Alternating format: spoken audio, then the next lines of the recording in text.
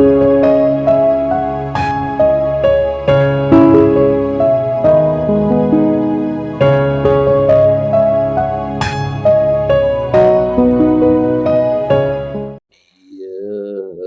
जगत सारा क्षणिक है और आत्मा एक नित्य है। आत्मा का अनुभव बस एकमात्र नित्य है। कहा न राज को कर नमन, करो महान यह काज। आप्त ज्ञान की प्राप्ति है, मंगलमय सुख सार। मंगलमय सुख सार।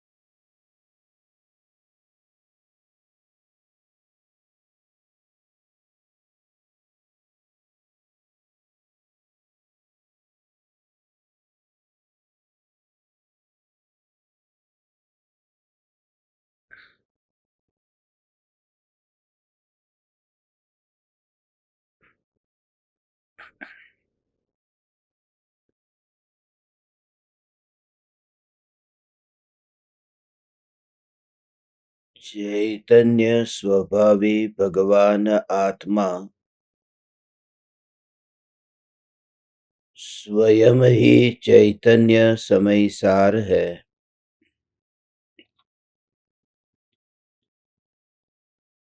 चैतन्य समयसार का प्रतिपादक ग्रंथाधिराज समयसार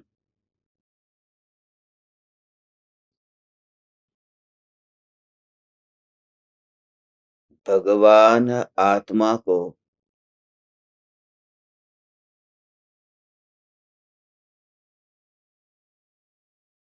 अभोक्ता सिद्ध करता है।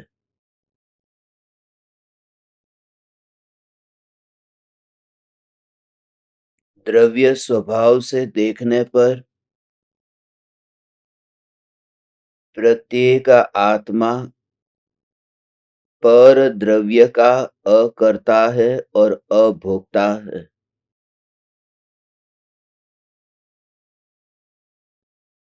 शुद्धात्म स्वभाव की अनुभूति होने पर ज्ञानी स्वयं को पर द्रव्य का अकर्ता और अभोक्ता मानते हैं। इसलिए ज्ञानी को कर्म का फल भोगना नहीं पड़ता।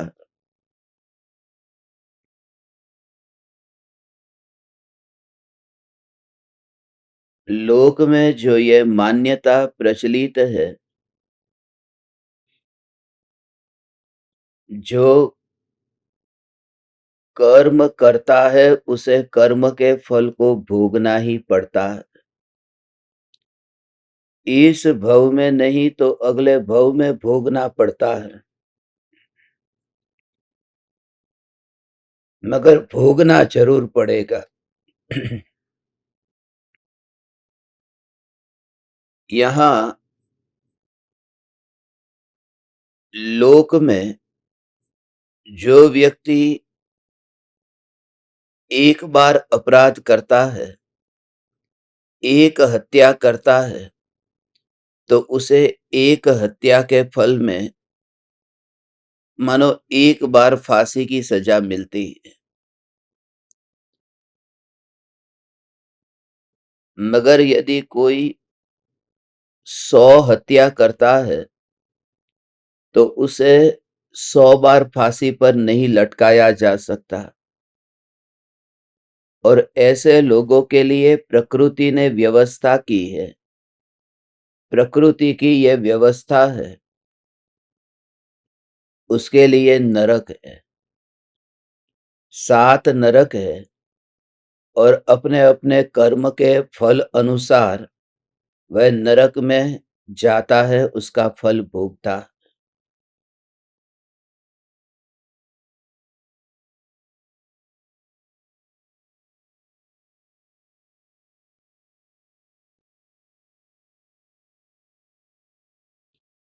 अदालत में एक बार मैंने ये बोर्ड पढ़ा था,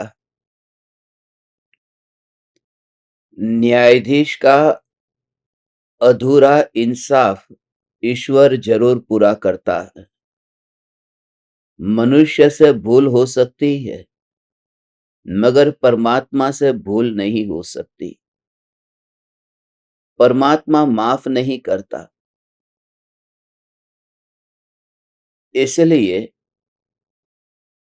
हमारे सभी के दिमाग में यह बात ऐसी जम गई है कि जो कर्म करेगा उसे उस कर्म का फल भोगना ही पड़ेगा। मगर यह ग्रंथाधिराज समयसार अलग दृष्टि, न्यारी दृष्टि प्रदान करने वाला ग्रंथ है। आचार्य कुंदकुंद देव कहते हैं, कर्म फल तो देता है, मगर उसे भोगना या नहीं भोगना यह जीव पर आधारित है। यदि शुद्धात्मा का स्वभाव का जोर हो तो उसे कर्म के फल को भोगना नहीं पड़ता। फल मिलना और भोगना दोनों में अंतर है। जीव को जो कर्म का फल मिलता है वह कर्म की प्रकृति का परिणाम है, और जीव जो कर्म का फल भोगता है वह स्वयं के पुरुषार्थ की कमजोरी है। ये दोनों के बीच अंतर समझना जरूरी है। रास्ते पर चलते हुए यदि पैर में कांटा लगता है तो वह कर्म का फल है, और उस समय दुखी होना कि यह कांटा मुझे चुभा, बहुत दर्द हो रहा है, ये मुझे ही हो रहा है, यह जो मान्यता है वह पुरुषार्थ की कमजोरी है। तो रास्ते पर चलते हुए पैर में चुभते हुए उस कांटे को रोकना यह मेरे वश में नहीं है। मगर जब कांटा पैर में चुभता है तब मेरी दृष्टि उस कांटे से हटकर के स्वरूप में स्थित हो, या फिर उस कांटे की अनुभूति से अलग मुझे ज्ञान की अनुभूति हो रही है, यह अनुभव में आ रहा है, यह ज्ञान ही है। इस प्रकार से दृष्टि पलट करके स्वरूप का आश्रय लेना यह आत्मा का पुरुषार्थ, और इसके अतिरिक्त आत्मा का पुरुषार्थ कहीं पर भी घटित नहीं होता। बाहर के संयोगों में, धन पद प्रतिष्ठा में, देह के सौंदर्य में, कहीं पर भी आप आत्मा का पुरुषार्थ घटित नहीं होता। 315 गाथाएं पूर्ण हुई। अब ट्रिपल डिजिट से डबल डिजिट पर आ रहे हैं। कल से बिल्कुल 100 गाथा बाकी रही है। 415 गाथाओं में से 315 गाथाएं पूर्ण हुई, और आज से तो देखेंगे तो 99 गाथा बाकी रहेगी। अब उल्टी गिनती शुरू करो तो बस अब समय सार पूर्ण होने की तैयारी में है। इसलिए अब स्मरण में आ रहा है कि आप सभी ज्ञान दीपक धर्म शिष्य अब जो समय सार की पूर्णाहुति पर होने वाले जो ये सत्संग है, उनमें से एक भी सत्संग को मिस मत करना, छोड़ना मत, क्योंकि अब पूरा मक्खन आ रहा है, पूरे समय सार का सार आ रहा है। अब तो परम कृपालु देव की जो दशा थी, उस दशा की अनुभूति की तैयारी करना। देह छता जेनी दशा वर्ते देहातीत, ते ज्ञानी ना चरण मा हो वंदन अगणित। उस दशा की तैयारी करना। देह होने पर भी जो देहातीत है, कर्म के उदय में भी जो उदय को नहीं भोगता, जो स्वभाव को ही अनुभव करता रहता है, ऐसा सम्यक दृष्टि ज्ञानी धर्मात्मा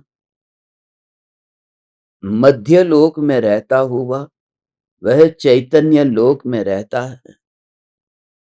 परमाणुओं के संयोग का वह वियोग करना नहीं चाहता, परमाणुओं को बैर बिखेर करना नहीं चाहता, क्योंकि जितना जितना स्वभाव का जोर आता है, हे चैतन्य परमात्मा, जैसे जैसे स्वभाव का जोर आता है, ऐसे परमाणुओं में फेरफार की वृत्ति करना कौन चाहेगा। ये वृत्ति जड़ मूल से मिट जाती है। सहज रूप से, सहज रूप से वहां से दृष्टि हट जाती है। यह विकल्प ही नहीं आता।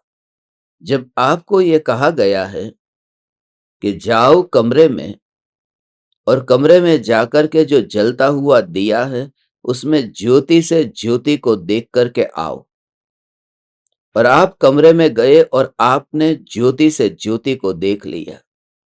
जिस समय आप ज्योति से ज्योति को देख लेते हैं, उस समय आपको बाहर आने के बाद में कोई पूछे कि उस ज्योति से जो मिट्टी प्रकाशित हो रही थी, या उस ज्योति से जो धुआं प्रकाशित हो रहा था, उस मिट्टी और धुएं के बारे में कुछ बताओ ना। आप कहेंगे पता ही नहीं है, मेरा तो ध्यान ही नहीं गया था, क्योंकि मेरा प्रयोजन था ज्योति से ज्योति को देखना, और वह देख करके मैं वापिस आ गया। जब ज्ञान में ज्ञान की अनुभूति का जोर इतना होता है, तो देह के परमाणुओं में परिवर्तन करने का भाव किसको आएगा।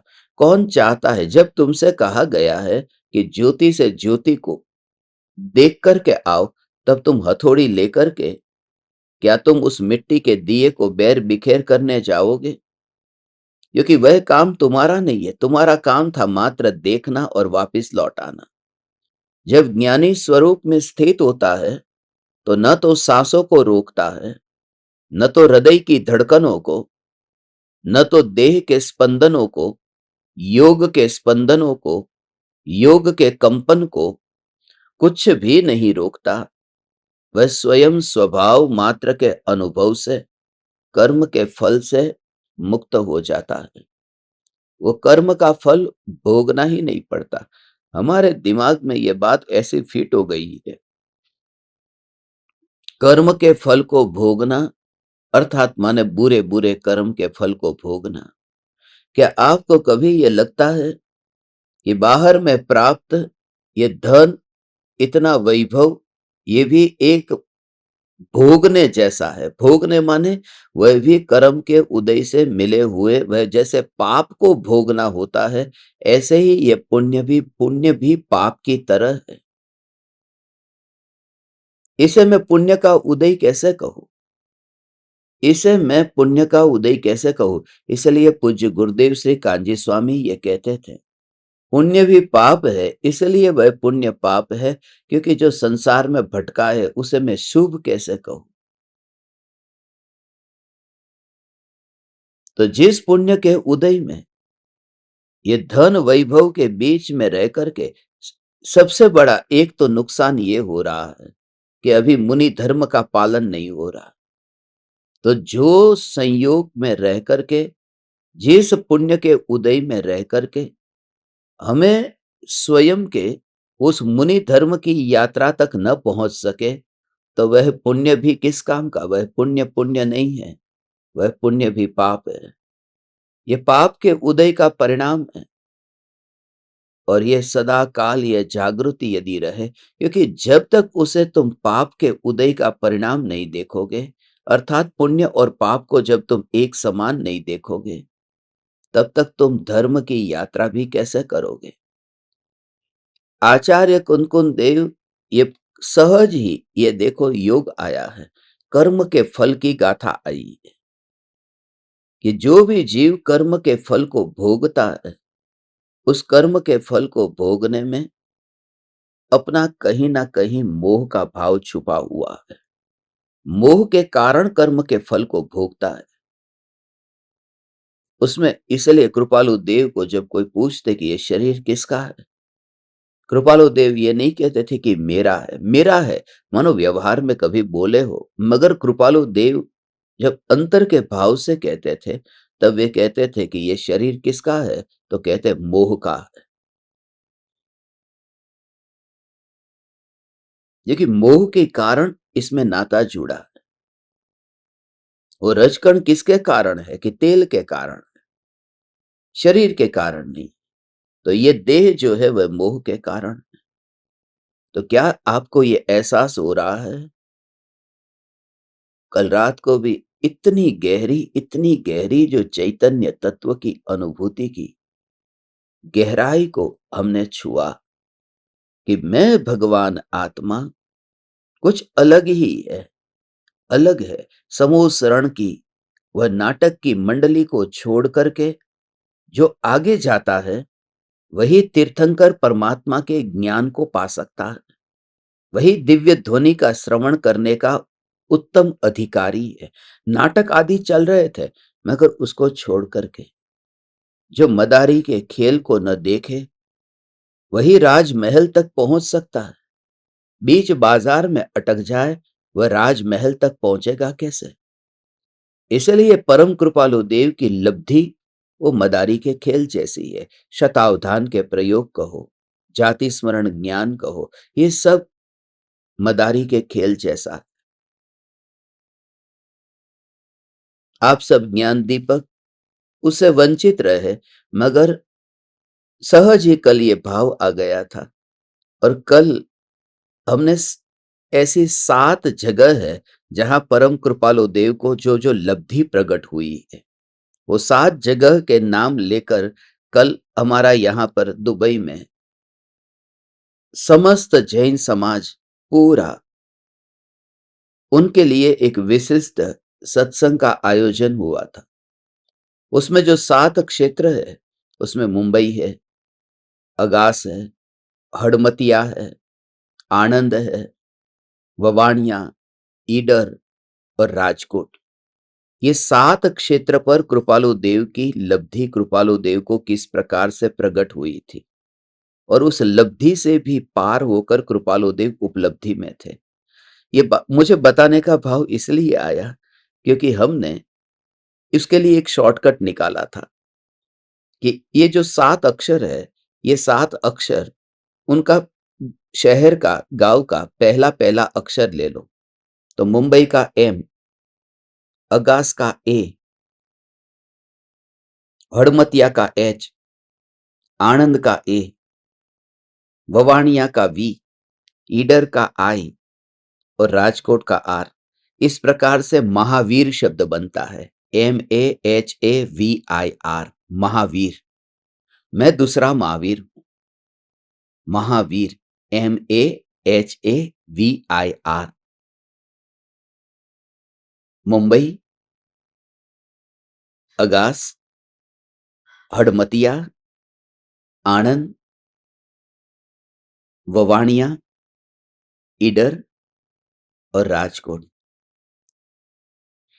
तो वो तो अभी आपका पुण्य थोड़ा कम पड़ा कि आपको लाइव सत्संग सुनने को नहीं मिला, मगर वो सत्संग आप सभी को सुनने योग्य है।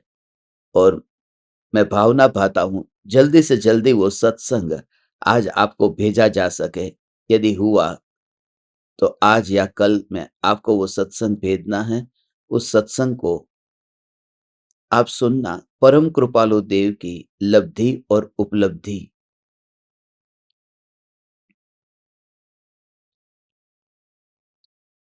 करीब 1 घंटा और 42 मिनट का सत्संग था, लगभग पौने 2 घंटे का सत्संग था। और उसमें उससे ऊपर जाना है, तो ज्ञानियों को भी कर्म का फल मिलता है। ज्ञानियों को भी कर्म के उदय से बाह्य में संयोग मिलते हैं, मगर उसका फल वे नहीं भोगते, क्योंकि उनकी दृष्टि अंतर्मुख है। पूज्य गुरुदेव श्री कांजी स्वामी के पास भी लोग आते थे।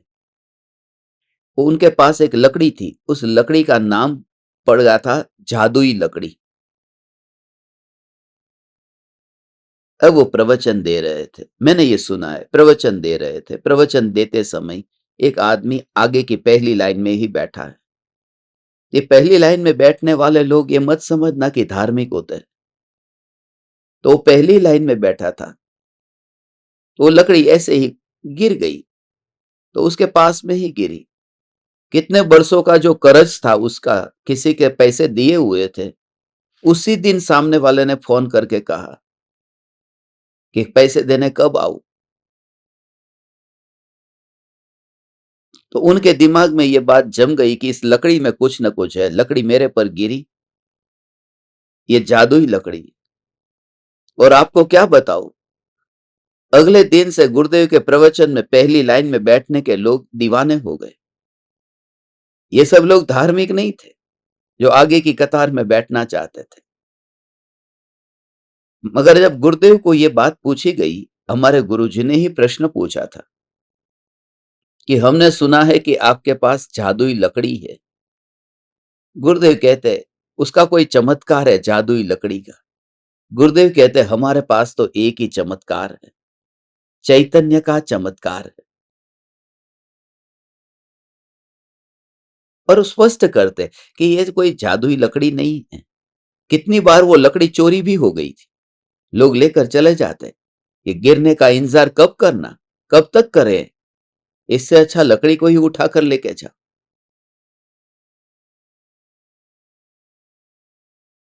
तो गुरुदेव कहते थे कि शास्त्र, उस समय तो शास्त्र रखते थे, अब तो ये लैपटॉप का जमाना आ गया, आईपैड का जमाना आ गया।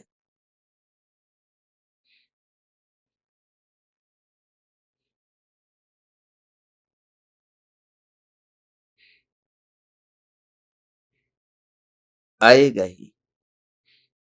टैबलेट लेके बैठते हैं ना, आप सबके पास भी टैबलेट होगा। पहले लैपटॉप आया था, लैपटॉप के बाद में फिर टैबलेट आए। आएगा ही, क्योंकि देख देख करके आंखें खराब होगी, तो टैबलेट तो लेनी ही पड़ेगी ना। तो लैपटॉप, टैबलेट माने दवाई तो लेनी पड़ेगी ना। तो लैपटॉप के बाद में फिर टैबलेट तो लेनी ही पड़ेगी।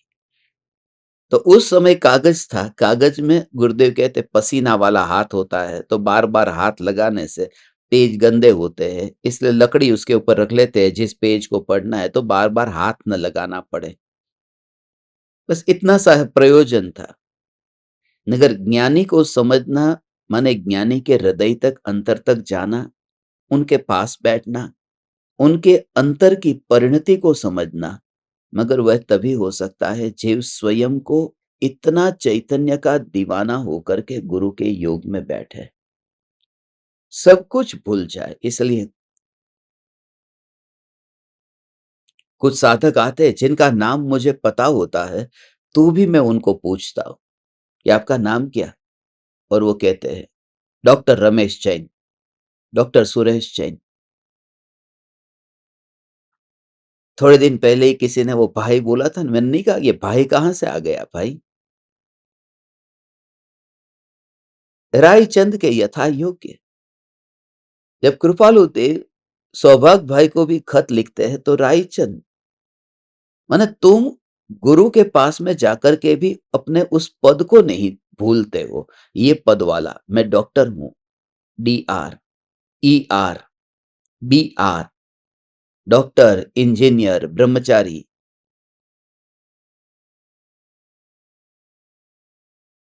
तो वो असली फल ही नहीं मिल पाएगा। इसलिए टोडरमल जी ने मोक्षमार्ग प्रकाशक में एक खास बात जो शब्द का उपयोग किया ने, हर बार टोडरमल जी लिखते थे, शिष्य कोई प्रश्न पूछता है माने टोडरमल जी ही स्वयं प्रश्न तैयार करते थे शिष्य की ओर से। जैसे कृपालु देव ने आत्मसिद्धि में प्रश्न तैयार किए और खुद ही उसके उत्तर दिए, ऐसे ही शिष्य की ओर से प्रश्न टोडरमल जी ने तैयार किया और फिर उसका उत्तर दिया। और उत्तर देते समय उसमें लिखा कि तेरा जो ये प्रश्न है, तू कहता है ये तो ठीक है, मगर उसकी अपेक्षा ऐसे भी है। तू ये कहता है, बार बार तू लिख रहे कि आप लिखना चाहिए ना कि नहीं। वो ये जानबूझ करके तू लिख रहे हैं, माने कोई सामने कोई बड़ा सेठ बैठा है, कोई करोड़पति बैठा है, उससे मुझे क्या लेना देना। वो तू लिख करके ये कि मैं कोई तुझे ये जो बोध दे रहा हूं वो डर करके नहीं दे रहा हूं। जब मैं तत्व की निरूपणा करता हूं तो तत्व की निरूपणा में कोई भी व्यक्ति कितना बड़ा धनपति हो, कितना बड़ा पद हो, कितनी संपत्ति हो, उससे क्या। यदि ऐसा होगा तो समोसरण में तीर्थंकर परमात्मा चक्रवर्ती के लिए अलग बोध देते, क्योंकि 6 खंड को जीतने वाले चक्रवर्ती को तो थोड़ा फ्लेक्सिबल उपदेश देना चाहिए। तो ज्ञानी इतने निष्पक्ष होते हैं, ज्ञानी की दृष्टि स्वरूप की ओर ऐसी केंद्रित होती है। हे चैतन्य परमात्मा, just try to understand your enlightened master, just try to feel him, just try to touch his heart, and that moment you will realize what your guru realizes. You will realize definitely. You have to put in tremendous effort. Just put it. हे चैतन्य परमात्मा, कैसे भी कर्म के फल को भोगना ही पड़ता है, ये जरूरी नहीं है। कर्म का फल वह कर्म का काम करता है, और अंतर में स्वभाव का जोर हो तो ये स्वभाव का जो जोर हो तो यहां भोगना भोगना भोगना भोगना ये होता ही नहीं। दूर से आप देखते हैं ना कि दूर से ट्रेन निकली, और ट्रेन जब दूर से जा रही है तो उस समय आप कटते नहीं हैं। इसके लिए क्योंकि पटरी के बीच में आप थोड़ी खड़े हैं, वहां से आप दूर से देख रहे हैं। ऐसे ही समुद्र बिल्कुल ही उसकी उछलती हुई तरंगों को आप देखते हैं, मगर आप डूबते नहीं हैं। क्योंकि ट्रेन में बैठे हो तो कुछ ट्रेन का अनुभव, पटरी पर हो तो मर जाने की संभावना हो, मगर न तो आप ट्रेन में बैठे हो, न तो आप पटरी पर हो। आप अत्यंत दूर से उस ट्रेन को देख रहे हो और आंखें घायल नहीं होती। ट्रेन को देखने से शरीर घायल नहीं होता है, समुद्र को देखने से। ऐसे ही मैं ध्रुव चैतन्य जब कर्म के उदय को बस मात्र जानता हूं, मैं जानता हूं जानता हूं जानता हूं जानता हूं जानता हूं जानता हूं। बस थिएटर में आपको बिठा दिया गया है कि जो मूवी आती है उस मूवी को देखो, मात्र देखो। पर्दे पर आने वाले जो दृश्य है उन दृश्यों को बदलने मत जाओ। पर्दे पर आने वाले दृश्य को बदलने मत जाओ, क्योंकि वह तुम्हारे हाथ में नहीं है। मगर कोई ऐसा दृश्य आता है तो लोग जूता निकाल करके पर्दे पर फेंकते हैं, गुस्से में आकर के। अब पर्दे पर कुछ भी नहीं है, वहां तो रंग है। वहां कोई न विलन है, कोई हीरो भी नहीं है, कोई हीरोइन नहीं है, कोई नहीं है। और जो कुछ भी है वो असल में प्रोजेक्टर जो पीछे है वहां से। तो हमारे सामने जो है वह तो कर्म का फल है। अज्ञानी उसमें कुछ करना चाहता है, वास्तव में असल में कुछ पीछे है। पीछे माने पीछे किए हुए कर्म का फल है। यदि तुम्हें करना था तो कुछ पीछे करना था, यहां आगे कुछ नहीं कर सकते। और प्रकृति की व्यवस्था तो ऐसी है कि तुम प्रोजेक्टर में भी कुछ नहीं कर सकते, क्योंकि वह भी प्रीफिक्स है, उसमें भी कुछ परिवर्तन नहीं कर सकते। इसलिए न तो भविष्य को बदल सकते हैं, न भूतकाल को, न वर्तमान को, सिर्फ देखा जा सकता है, दूर से देखना।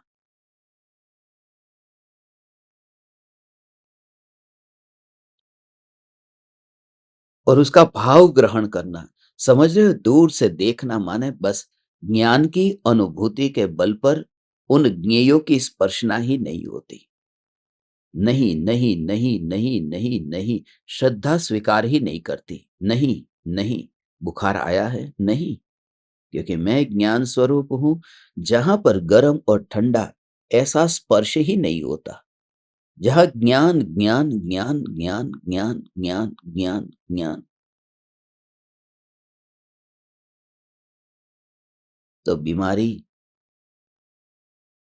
आई ही नहीं। ऐसी अंतर में दृष्टि प्रकट हो। परम कृपालु देव ने अल्प आयु में भी यह काम कर लिया। आयुष्य अल्प है, मगर अंतर की जो दृष्टि है, वो दृष्टि कृपालु देव को जो प्रकट हुई। शरीर इतना क्षीण हो गया है, मगर कर्म के फल को भोगना तो पड़ेगा। कृपालु देव ये नहीं कहते मुझे अपने कर्म का फल भोग लेने दो। मैं भोगता हूं, भोगता हूं, भोगता हूं, भोगता हूं नहीं, मैं तो आत्म स्वरूप में लीन होता हूं। बस वो कछुए की तरह अपने मुंह को सिकोड़ लेना। कछुआ कुछ भी नहीं करता। कोई लाठी मारे तो लाठी को भी कुछ नहीं करता, और लाठी मारने वाले को भी कुछ नहीं करता। ज्ञानी न तो फल पर द्वेष करते हैं, न फल देने वाले कर्म पर द्वेष करते हैं। उन्हें कर्म पर और कर्म के फल पर दोनों के प्रति जो भाव था वह भाव मिट गया है। आया है, बस रील चल रही है, दिखाई दे रही है। और इसी जागृति में बहुत गजब का ये जो सिद्धांत अब हम समझने वाले, बहुत नजदीक 320 नंबर की गाथा आने वाली है, जो पूज्य गुरुदेव श्री कांजी स्वामी की इतनी प्रिय गाथा थी, और उस पर पूरा एक शास्त्र छप गया। वही प्रकरण अब शुरू हो रहा है। ज्ञानी भोगते नहीं है, मात्र जानते हैं।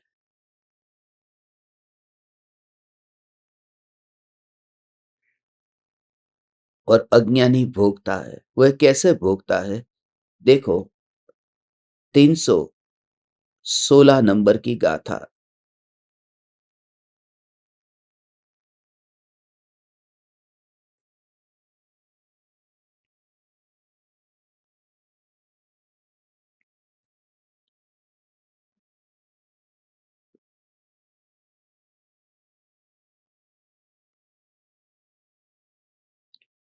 अर्णानीकम फलम पयडी सहावठिदो दुवेदेदि नाणीपुणं कम्म फलम जानदि उदितं न वेदेदि।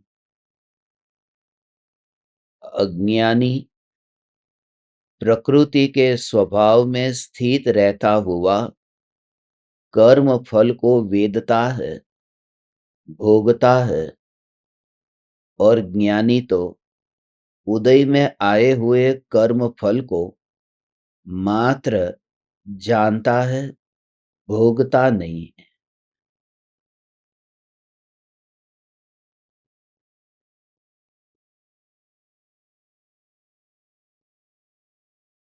उसमें जो अनुभूति है वह ज्ञान की अनुभूति है। उसमें दिखाई देता है कि ये कर्म फल दे रहा है, मगर स्वभाव की स्पर्शना होने से अनुभूति उसकी नहीं होती। देखना और अनुभूति, इन दोनों में अंतर है। तो टीवी पर दृश्य आया, तो ये दृश्य देख करके भी जो समझदार है जो स्वभाव की स्पर्शना करता है, वह ये समझ सकता है। अब कोई चैनल चल रही है, एनिमल प्लैनेट है, डिस्कवरी चैनल है, तो उसमें अलग-अलग प्रकार के प्राणियों का ऐसा दृश्य आ रहा है। तो आप देख रहे हैं आधी रात को 2 बजे भी वो जानवर को देख कर के आपको ऐसा लगता नहीं है, अरे! मैं मर गया, अभी मुझे खा जाएगा। यदि एक बार वह टीवी के पर्दे पर ऐसी स्पर्शना करे और टीवी का ही अनुभव होगा, उसमें वाघ, शेर कोई भी जानवर नहीं है। तो देखते हो न, तो देखना अलग बात है और वाह का अनुभव अलग बात है। तो जो भी कर्म फल देते हैं, उस समय कर्म के फल को वह देखना अलग बात है। हे चैतन्य परमात्मा, देखना अलग बात है और अनुभव ज्ञान, ज्ञान, ज्ञान, वो ज्ञान में कांस्टेंट धारा रहती है। खंड-खंड रूप नहीं होता कि मैं ज्ञान स्वरूप। अच्छा चला पानी लाओ न, मैं ज्ञान स्वरूप। अच्छा भोजन लाओ न, ऐसा नहीं होता। वह ज्ञान स्वरूप, ज्ञान स्वरूप, ज्ञान स्वरूप, ज्ञान स्वरूप। जब ऐसी कांस्टेंट धारा चलती है, उस धारा से इतनी गजब, इतनी अपूर्व दशा कि ज्ञान ही ज्ञान, जस्ट फील इट, पूरा ज्ञान ही ज्ञान अनुभव में आता है, शरीर नहीं। अभी तो शरीर पर बैठा हुआ जीव इतना तड़पता है, शरीर पर बैठा हुआ जीव, क्योंकि वह भोगता है। परमाणुओं पर बैठना ही नहीं, पूरा परिणमन ऐसा लगे कि बस। और जैसे-जैसे तुम जागते जाओगे न, तुम्हें पता चलेगा, बस ऐसे पता चलेगा कृपालु देव का जो हाड़ पिंजर देख रहे हैं, वो क्या हुआ है? वो हड्डियाँ कहीं बाहर से नहीं आई है, हड्डियाँ थी अंदर, सिर्फ़ ऊपर का वो जो मांस मज्जा, वह सब इतना सूख गया, इतना क्षीण हो गया कि हड्डियाँ थी वह दिखाई देने लगी। मगर वो जो अंदर में हड्डियाँ दिखाई देती है तो ऐसा भाव आता है कि जैसे कोई व्यक्ति दीवार को देखता हो और दीवार के ऊपर जो प्लास्टर है, वो प्लास्टर ऊपर से थोड़ा-थोड़ा घिर गया, तो अंदर की दीवार कैसे दिखने लगती है, पत्थर कैसे थोड़े-थोड़े दिखाई देने लगते हैं। वो पत्थर अंदर ही थे खाली, मगर असली बात यह है कि जो दीवार से चिपक कर नहीं बैठा है, उसके लिए पत्थर दिखे, ईंट दिखे, जो भी है उससे मुझे क्या? अरे ये दीवार गिरेगी, मगर उससे मुझे क्या? क्योंकि मैं उस दिखते हुए पत्थर को छूता नहीं हूँ, दूर से देखता हूँ। तो जब शरीर ऐसा होगा, शरीर बहुत दर्द होता है, बहुत दर्द। हे मेरे माता-पिता तुल्य, हे ज्ञान दीपक, हे तीन लोक के नाथ परमात्मा, तुम्हारी ऐसी दशा भी आएगी शरीर की हो कि ऐसा बीमारी में अंतिम घड़ी में कमर में कितना दर्द होता है। 5 मिनट भी तुम ठीक तरह से बैठ नहीं पाते, बैठो तो शरीर को मोड़ना पड़ता है, उठना पड़ता है, सीधा लेटो तो उल्टा लेटना पड़ता है, करवट बदलनी पड़ती है। ये बार-बार, बार-बार, ये शरीर की हालत देखो। तो उस समय जब वो मांस है, स्नायु खींच रहे हैं, तो उसमें जो मांस में जो खींचातानी हो रही है, उस समय इतना तो मुझे स्पष्ट दिखेगा कि ये मांस का परिणमन है, ऐसा। मेरा हाथ अकड़ गया है जैसे। अब वो अकड़ा हुआ हाथ, अब विकल्प आया कि लाओ मैं थोड़ा हाथ को ऐसा, ऐसा, ऐसा, ऐसा करूँ, क्योंकि वो अकड़ गया है, ऐसा। तो वो अकड़ा हुआ हाथ है, उसमें भी ये जो देह, ये जो देह, ये जो देह, उसके मांस के परमाणुओं को ही ऐसा देखता है, मांस के परमाणुओं को। और बार-बार यदि ये विचार आने लगे, तो एक अपूर्व दशा प्रकट होती है। मांस, मांस, मांस का परिणमन और जानन, जानन, जानन, जानन, जानन परिणमन। पूरा ऐसा ही होगा, पूरा ऐसे ही होगा कि वस्तु की स्पर्शना से, तो वस्तु की स्पर्शना से तुझे वस्तु को छू रहा है ऐसा अनुभव ही नहीं होता। न्यायक देव की जागृति के बल पर यह अंतर में अनुभव में आता है कि संयोगों की स्पर्शना जिसे हो ही नहीं सकती, यह न्यायक स्वरूप चैतन्य तत्व में, क्योंकि संयोगों की स्पर्शना के लिए वह जो दूरी है, वह जो फासला है, वह फासला मिटे तो स्पर्शना हो ना। वो आंख टीवी के पास में पहुंचती नहीं है, तो फिर टीवी को देखेगी, टीवी के पास में जाकर अनुभव कैसे करेगी? तो पूरी तरह से जागरूक होता जाएगा। ज्ञानी कर्म के फल को भोगते नहीं है, जागरूक है। इसलिए कर्म के फल को भोगने के लिए समय तो होना चाहिए। जानन धारा ऐसी नॉन स्टॉप चल रही है, ये ट्रेन चल ही रही है, ये फाटक खुल ही नहीं रहा। तुम फाटक का इंतजार करते हो कि मैं कब यहां से वहां पार हो जाऊं, मगर फाटक खुलेगा कैसे? ट्रेन जब चलती रहे तो। ये जानन धारा, जानन धारा, जानन धारा इतनी चलती है कि कर्म क्रॉस ही नहीं कर पाता, कर्म टकराता ही नहीं है। ज्ञानियों के साथ में कर्म नहीं टकराता। तो जागृति पूरा मांस, चमड़ी, होश आता जाता है। अब जैसे है कि चिमटा है और उस चिमटे से रोटी को पकड़ा, तो चिमटा और रोटी तुम्हें समझ में आता है ना कि ये चिमटा है और ये रोटी है। चिमटे का स्वभाव, रोटी का स्वभाव, ये पकड़ में आता है। मगर उस समय तुम्हारा हाथ जलता है, तुमने उस जगह से पकड़ा हुआ है चिमटे को कि जहां पर जलन नहीं होती। ऐसा होता है। अब कोई ऐसी संड सी आती है कि गरम गरम पतीली को पकड़ने जाओ, तो पतीली तो गरम है, मगर संड सी भी गरम हो जाती है। यदि गरम पतीली को पकड़ करके, मगर उसके ऊपर संड सी के ऊपर ऐसा प्रोटेक्टर आता है कि यदि आप उसको छूते हो तो आपको गरम ही नहीं लगता। कढ़ाई के ऊपर भी ऐसा होता है कि उसे छुओ तो उसमें आपको गर्म का अनुभव नहीं होता। कुछ रबर लिपटा हुआ है, कुछ मटेरियल ऐसा लिपटा हुआ है कि उसे छुओ तो कुछ नहीं होता। तो आपने उस संडसिक से पतीली को पकड़ लिया है, तो दोनों की स्पर्शना हो रही है, मगर और दोनों वहां पर गर्म है, मगर आपको कोई अनुभव नहीं हो रहा, क्योंकि आप उसकी स्पर्शना कर रहे हैं, वहां पर वह है ही नहीं। तो लिटरली तुमको ये फील होगा, यदि पति है पत्नी को ऐसे छुआ, छुआ, तो लिटरली तुम्हें फील होगा कि मांस है और ये मांस है। मांस ने मांस को छुआ, मांस ने मांस को छुआ। मगर मुझे कुछ क्यों नहीं हो रहा? क्योंकि मैं उधर हूं कि जहां पर ये मांस है ही नहीं, जहां पर न पतीली गर्म है, जहां न सणसी गर्म है। मैं उस मटेरियल को छू रहा हूं जहां गर्म का व्याप्त होना हुआ ही नहीं है। वहां गर्म व्याप्त हो ही नहीं सकता, क्योंकि उस मटेरियल का स्वभाव अलग है। तो उस समय भी अब पत्नी ने पति को पकड़ा हुआ है, मगर तू सिद्धों के साथ में है। ये बात कौन समझेगा? ये बात विचार में भी तुम्हारे आ नहीं सकती। मगर वह ज्ञानी की दशा 24 आवर्स ज्ञानी उसी स्थिति में होते हैं, शरीर को छूते ही नहीं है। मांस मांस को छूने से कोई सिद्ध नीचे उतर जाते हैं क्या? तू अपने को इतना ऊर्ध्व देखता है, इसलिए शरीर से फासला तब दिखता है। बस, इसलिए शरीर कहाँ है? कम से कम हे ज्ञान दीपक, तू तो समझ, तू तो इस भाव को समझ, इस भाव को समझ।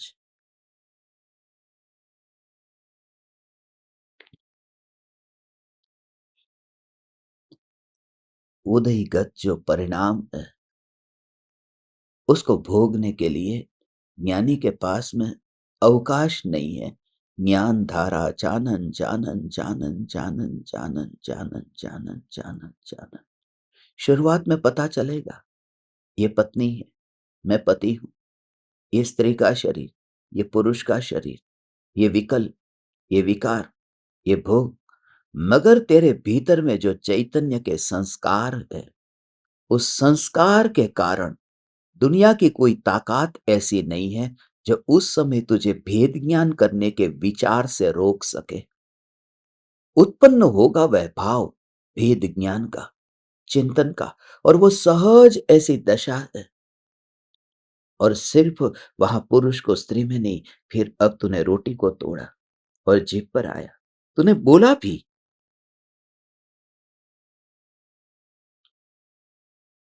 कि मुझे ये नहीं, मुझे ये चाहिए।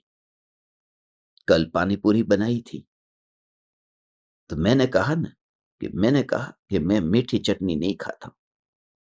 मैं सिर्फ तीखी चटनी, तीखा पानी पीता हूं, मीठा नहीं खाता हूं।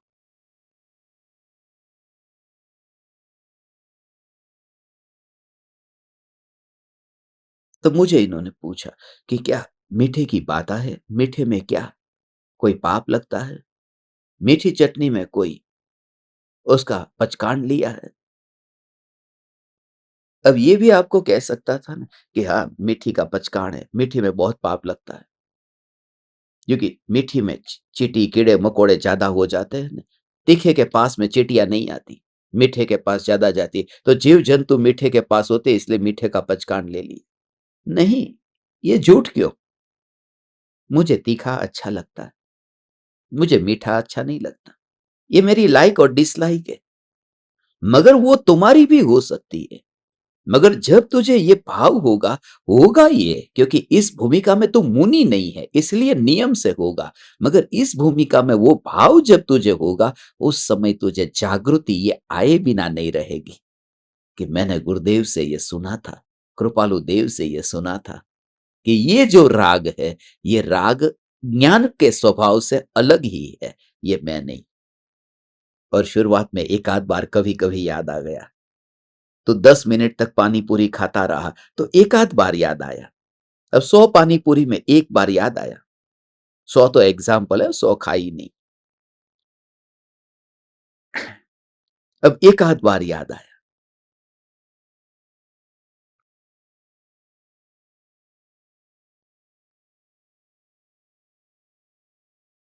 चैतन्य का ऐसा जोर है भगवान, हे ज्ञान दीपक, तुम्हारे भीतर में वह चिंगारी लग चुकी है। तुम यात्रा पर निकल गए हो भगवान, यही चैतन्य की यात्रा। और बस अब निकट काल में परिणाम भी आएगा, आएगा। मगर परिणाम किसको आता है? जो परिणाम का इंतजार नहीं करता। बस अब थोड़े ही समय में तुम अपने घर में आओगे, और मैं भी अपने घर में आ रहा हूं। आज दोपहर में 4 बजे पहुंच जाऊंगा भारत, 3:30 बजे भारत पहुंच जाऊंगा, अपने घर आ रहा हूं। अब अच्छा नहीं लगता, सचमुच, सच्चे हृदय से कहता हूं। अब ज्ञान दीपकों से दूरी बर्दाश्त नहीं होती। कितने भी कितने भी बाहर की ये रोशनी हो, बाहर की चमक हो, दमक हो, मगर फिर भी ज्ञान दीपकों से प्रत्यक्ष योग में रह करके जितना सत्संग करने का भाव आता है, वह दुनिया के किसी भी कोने में नहीं आता। क्योंकि कोई ऐसा है जो समझ सकता है। पति पत्नी को नहीं समझेगा, पत्नी पति को नहीं समझेगी, तो क्या होगा? तलाक हो जाएगा। समझो तो फिर साथ में रह पाते हो। समझ तो होनी चाहिए, एक दूसरे को समझो।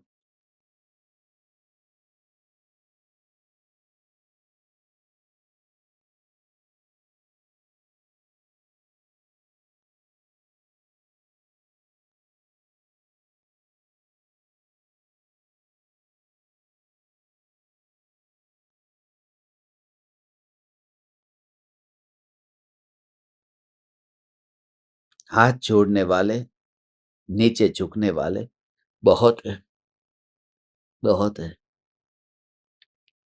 मगर हाथ जोड़ते समय ये पर्याय द्रव्य से अभेद हो रही है। हाथ जोड़ते समय ये पर्याय द्रव्य से अभेद हो रही है। मस्तक झुकाते समय ये इंद्रियों के परमाणु असार हो गए, क्योंकि पांचों इंद्रियों से ज्ञान जानने में आता नहीं है। ज्ञान से ही ज्ञान जानने में आता है। तो मस्तक झुका दिया, हाथ जोड़ दिया।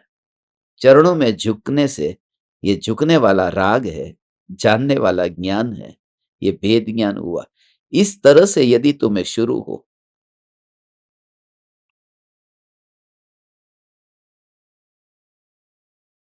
जिस दिन तुम्हें ऐसा शुरू हो जाए, उस दिन तुम्हें पैर छूने की मंजूरी है, अनुमति है।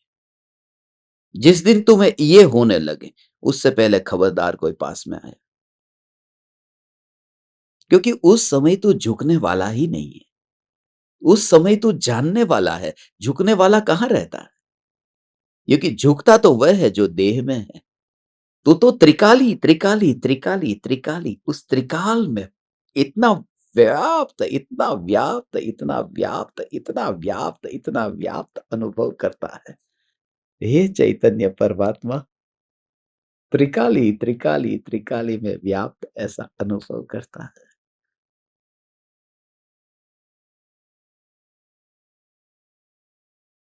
समय बीतता जाता है, मगर सत्ता तो तीनों काल में ऐसी टिकी हुई है।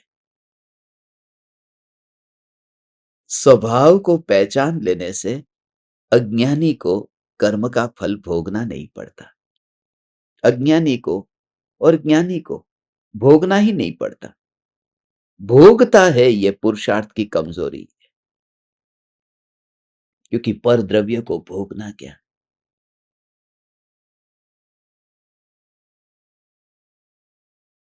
इसलिए मात्र जानता है, मात्र जानता है।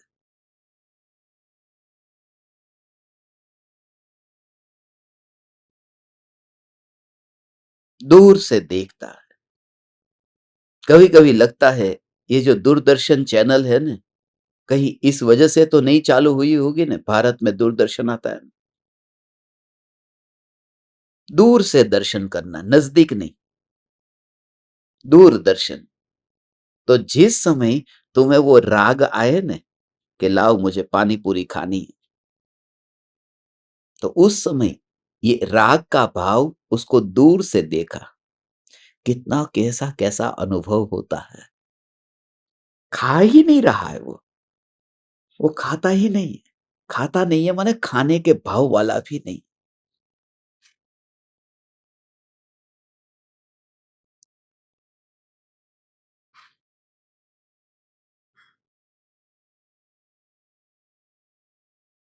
ओ हो। अभी तुम्हें जो प्रयोग करना है ना, वो तो विचार से करोगे ना। अब तुम खाना खाओगे तो उस समय विचार करोगे कि ये मैं नहीं हूं, ये मैं नहीं हूं, ये मैं नहीं हूं, ये नहीं हूं, नहीं हूं, नहीं हूं, नहीं हूं, नहीं हूं। इस विचार से अलग ऐसा जो अनुभव है, उस अनुभव पर तुम ध्यान दो, विचारों पर ध्यान मत दो। क्योंकि विचारों की तरंगों पर रहने वाला शांत अपने को अनुभव ही नहीं कर सकता। तुम क्या करते हो और क्या होना चाहिए, देखो। तुम करते हो, तुमने रोटी को उठाया और सब्जी ली, और तुमने ऐसा खाया कि नहीं, खाने वाला मैं नहीं हूं। ये जैसे थाली में रोटी पड़ी है और मेरे अंदर नहीं गई, ऐसे ही पेट में चली जाए तो भी मेरे अंदर नहीं जाने वाली। मैं कैसे, मैं तो चैतन्य हूं, मैं कैसे खा सकता हूं। अब ये विचार तो में चल रहा है, दुनिया की दृष्टि में ये उत्तम विचार है। देखो ये जीव कितना गजब का भेद ज्ञान करता है। मगर तुम भेद ज्ञान से विचार करते हो, उस समय ज्ञान की अनुभूति का एहसास कहाँ हो रहा है? और उस एहसास में विचार नहीं है। अनुभूति विचार से अलग है। अनुभूति तरंग नहीं है। अनुभूति बस ऐसा, ये खा रहा है, ये मैं नहीं। फिर बैठ गया विकल्प। ये जो पानी पी रहा है वह मैं नहीं। फिर बैठ गया विकल्प। मैं तो चैतन्य हूं। फिर बैठ गया विकल्प। ये तरंग की तरह होता है, जो विकल्प है, जो चिंतन तुम अभी करते हो। अब तुम्हारा जो जोर होना चाहिए वह अनुभूति पर। अनुभूति, वो विकल्प है, वो ऐसे ऐसे होते हैं। मैं ज्ञायक हूं। मैं न खाता हूं न पीता हूं, मैं न बोलता हूं न सुनता हूं। ये विकल्प है। और अनुभूति में बस सिर्फ इतना है, स्पर्शना। उसमें ऊंचा नीचा नहीं है, सिर्फ स्पर्शना। तो उस ज्ञान में फिर कांस्टेंट तुम्हारी ये धारा चलती रहती है। तब अनुभूति से फिर एकत्व ऐसा होता है कि यह अनुभूति मात्र भगवान आत्मा ये मैं हूं। और वह विकल्प नहीं है, वह स्वयं तुम अनुभव अनुभव अनुभव अनुभव अनुभव।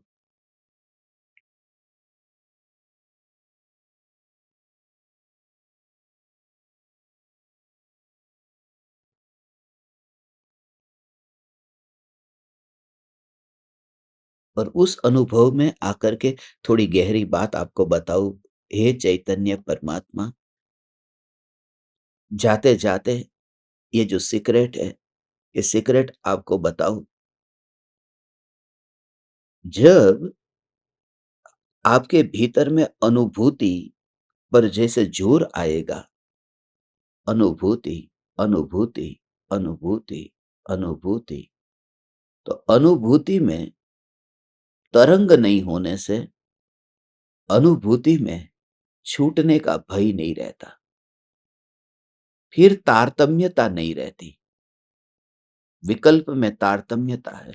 कभी ऐसा भाव आ गया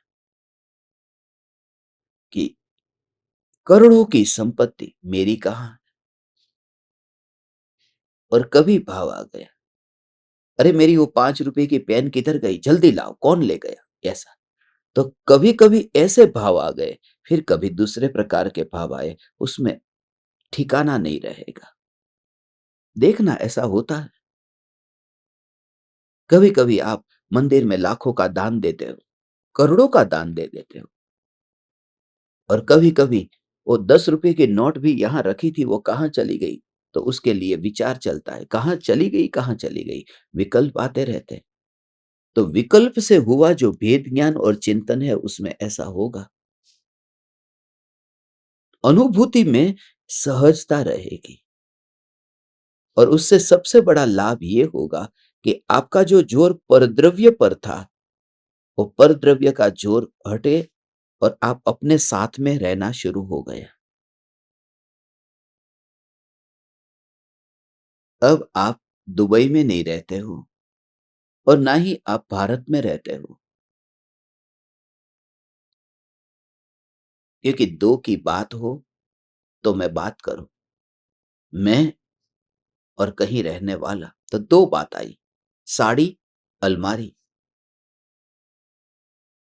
रत्न, तिजोरी, गुड़, डिब्बा। ये दो दो बात आई। फिर वहां दो बात नहीं रहती, वहां एक ही होता है। इसलिए क्योंकि दूसरा तो अनुभव में आता ही नहीं है और दूसरे में मेरा जाना होता नहीं है। इसलिए मैं एक रूप ज्ञानी कर्म के उदय को भोगता नहीं है, मात्र जानता है। और ये तेरी बात है, मेरी उंगली का इशारा तेरे पर है। हे चैतन्य परमात्मा, हे चैतन्य परमात्मा, ये तू है। और तुम अच्छी तरह से समझते हो, क्योंकि मैंने आपके प्रयोगों को ध्यान से सुना है। और उसके लिए आप परमात्मा को कहता हूं, मत छोड़ना। ये जो बस थोड़ा सा समय बाकी है, तुम कहीं ऐसा ना हो कि हर बार पानी को गर्म किया और 99 डिग्री पर गर्म करके तुमने नीचे उतार दिया। मैं तुम्हारी शरीर की स्थिति को भी जानता हूं। तुम्हारे अंदर में बीमारी भी शुरू हुई। तुम्हें डॉक्टर के चक्कर, मंदिर कम जाते हो, डॉक्टर के पास ज्यादा जाते हो। तुम देखना 1 महीने में कितनी बार मंदिर गए थे और कितनी बार डॉक्टर के पास गए थे। डॉक्टर की संख्या ज्यादा होगी, डॉक्टर के पास ज्यादा बार गए हो।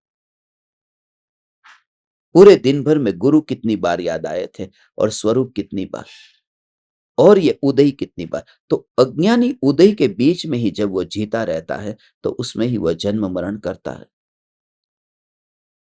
और ज्ञानी को वो उदय के साथ में जीना ही नहीं, तो उदय का जन्म है, उदय की मृत्यु है। और स्वभाव का जन्म नहीं है, स्वभाव की मृत्यु नहीं है। इसलिए ज्ञानी को कोई कर्म का फल भोगना नहीं पड़ता। ये जो सिद्धांत है कि किया है वो भोगना ही पड़ेगा, तो तीर्थंकर भगवान ने जो समोसरण में बैठे उनको भोगना पड़ता है क्या? नहीं भोगना पड़ता, क्योंकि भोगना तो मोह से होता है। उदय आना अलग बात है और भोगना अलग बात है। तो तीर्थंकरों को उदय तो आता है, समोसरण है, रत्नों की बरसात हो रही है, मगर भोगना नहीं पड़ता। भोगना भावों से होता है और वह भाव वहां नहीं है। और किसी के पास में उदय ऐसे नहीं है कि समोसरण मिले, गाड़ी मोटर बंगला मिले, अरे टूटी साइकिल न मिले, फिर भी वो सपना देखता है। तो वो भाव से ही भोगता रहता है। कोई भी जीव वस्तु को नहीं भोगता, अपने भावों को भोगता है, क्योंकि परद्रव्य को भोगने की शक्ति आत्मा में है ही नहीं। कर्ता भी नहीं है और भोगता भी नहीं है। इसलिए आचार्य कुंदकुंद देव ने कर्ता कर्म अधिकार लिखा।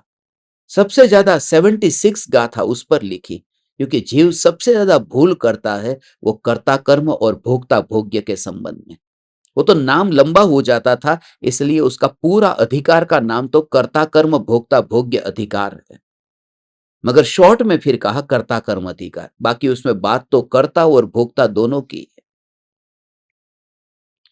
इसलिए आप परमात्मा, भले ही अभी शरीर की स्थिति आपको बताई कि ऐसा है, भोगना नहीं पड़ेगा, अस्पताल में जाना पड़ेगा, ये हो सकता है, हड्डी टूटेगी, ये हो सकता है, उठ न पाओगे मरते दम तक, ये हो सकता है, मगर कर्म भोगना नहीं पड़ता।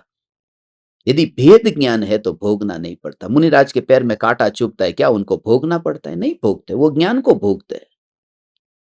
तो कर्म दोनों का डेफिनेशन दोनों की अलग जानो। कर्म का उदय आना ये अलग बात है और कर्म को भोगना ये अलग बात है।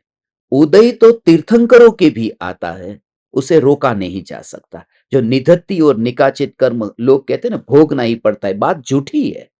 निधत्ति निकाचित कर्म भोगना नहीं पड़ता। उसका मतलब है कि निधत्ति निकाचित कर्म ऐसे कर्म है जिनमें वो संक्रमण नहीं होता, उत्कर्षण नहीं होता, अपकर्षण नहीं होता है, ऐसे टाइप के वो कर्म है, मगर उसको भोगना नहीं पड़ता।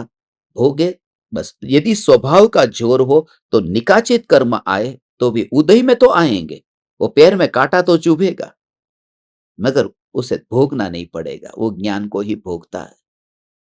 ये बहुत सूक्ष्म बात है, आप चिंतन करना। आज आज शाम को हमारी धर्म सभा होगी, शाम को 7:42 पर, और अब मुंबई से होगी। अभी भावना पाते हैं, आगे का पता नहीं है। जैसे ही मुंबई पहुंचूंगा आपके पास में, मुंबई पहुंचने के बाद में मैसेज आएगा, क्योंकि क्या पता उदय बदल जाए, यहां पर रुक जाओ, भाव बदल जाए। ये उदय उदय की बात है, मौज है, मस्ती है। आज यहां, कल कहां, कल क्या अगले समय कहां, पता नहीं। आज इस देह में, अगले समय देव के देह में। तैयार हो अगले समय देव के देह में जाने के लिए कि हाँ मैं तैयार हूं।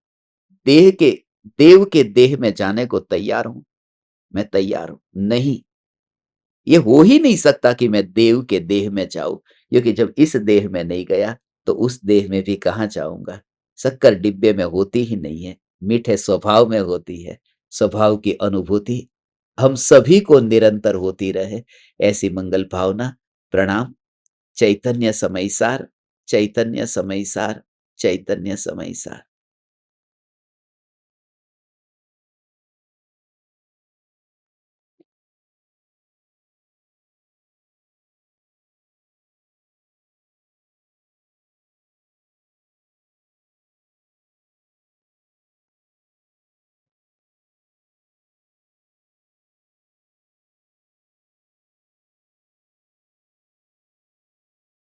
अहो अहो श्री सद्गुरु करुणा सिंधु अपार, इस पामर पर प्रभु किया अहो अहो उपकार, अहो अहो उपकार। देह सहित जिनकी दशा वरते देहातीत उन ज्ञानी के चरण में हो वंदन अगणित, हो वंदन अगणित।